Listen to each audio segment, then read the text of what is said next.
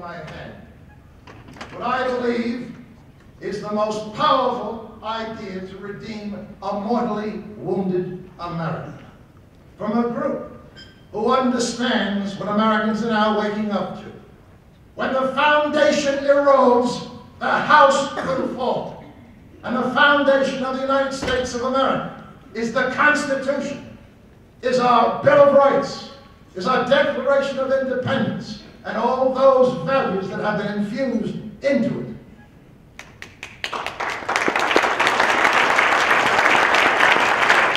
I have a feeling that you know what this document is.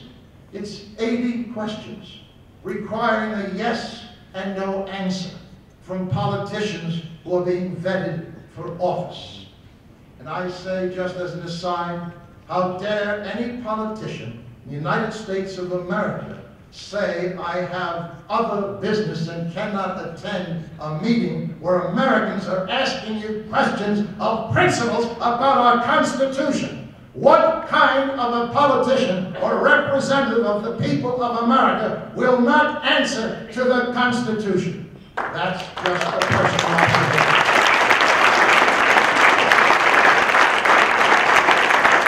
I ask you, my dear friends, speak out, shout out. What does this document have in common with the Ten Commandments, the Magna Carta, the Constitution, the Declaration of Independence, and yes, I'll pledge allegiance? What does it have in common? They're all declarations of what? Principles. Principles about politics. Principles about policies. You have gotten into this mess because of politics, because of divisive policies. Isn't it time to raise the national debate to principles? And you're taking the high road. Give yourself a round of applause for that.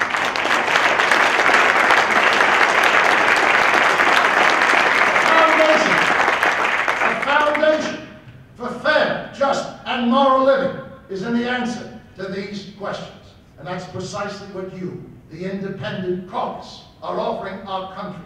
A new foundation to replace a corrupted, self-centered political process that is hopelessly broken and will not, on their own, cure it.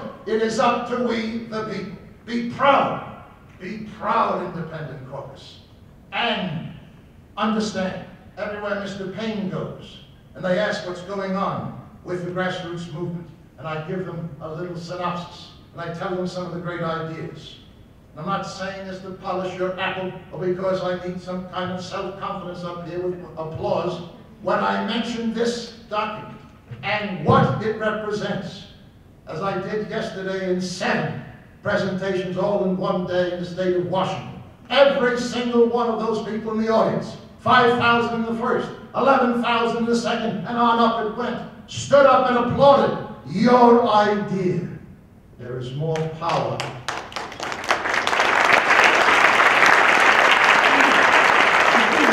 You have to understand there's more power in this room than you obviously have imagined. Be proud and take notice. It's time now for the second phase of the Second American Revolution. Phase 1, awaken America and recruit. Now it's time for big ideas with lots of people representing those big ideas, continuing the pressure on our non-representing representatives. What if, Independent Caucus, you became America's #1 resource to teach, learn, and restore respect for the Constitution? What if Independent Caucus started a national campaign to counteract our politically correct rewritten history and provide classes, lesson plans, and curriculum to teach our founding principles to our youth?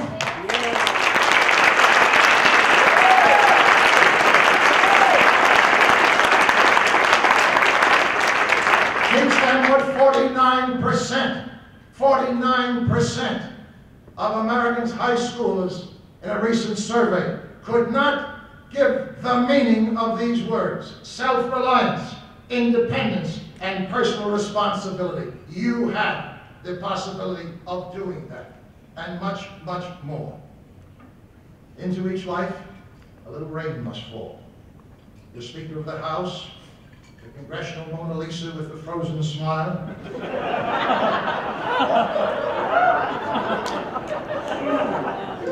and apparently several other augmented procedures, has called you and the dramatic rise in citizen opposition to the most radical government in our history, un-American. Well, Madam Speaker, let there be no doubt in your peculiar mind just what is America. My dear friends, when I say the words, I am an American, if you feel the spirit, please repeat it with as much gusto as you're capable. I am an American. I am an American. You know what my Declaration of Independence says: life, liberty, and the pursuit of happiness. Whenever any form of government becomes destructive of that means, it is the right of the people, to alter or abolish it. Are you ready, Utah, to abolish government of the government, by the government, and for the government? Are you ready?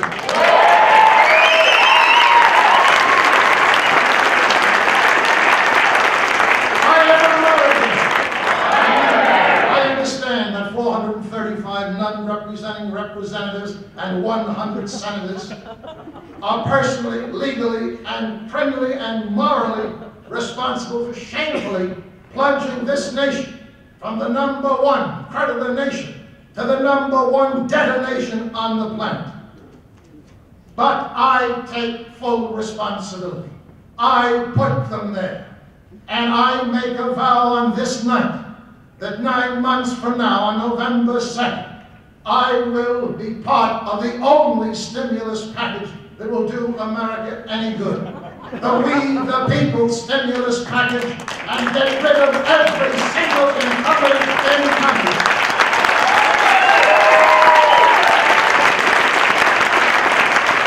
I am an American.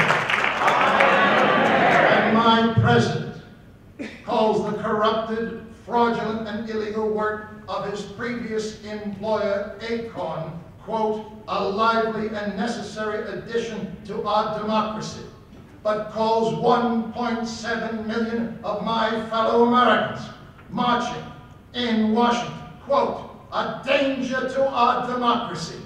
I call that by its rightful name. I call that treason.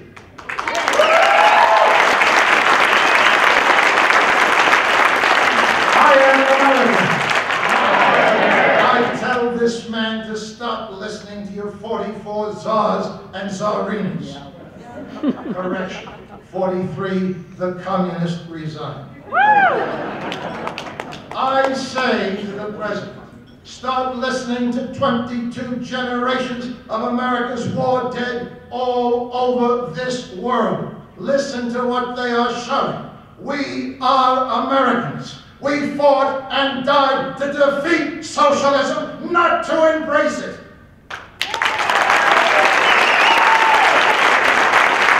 I am an American.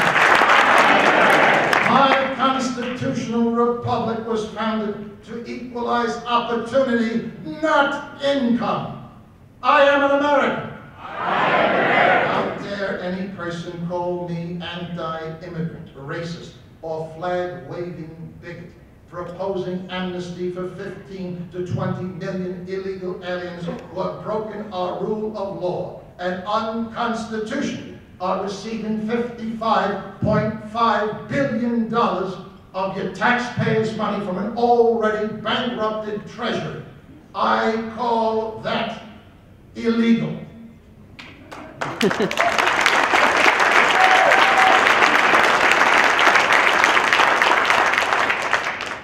Being given the sign, I assume this either means the British are coming and we're all in for trouble, or please, Mr. Paine, cut it off.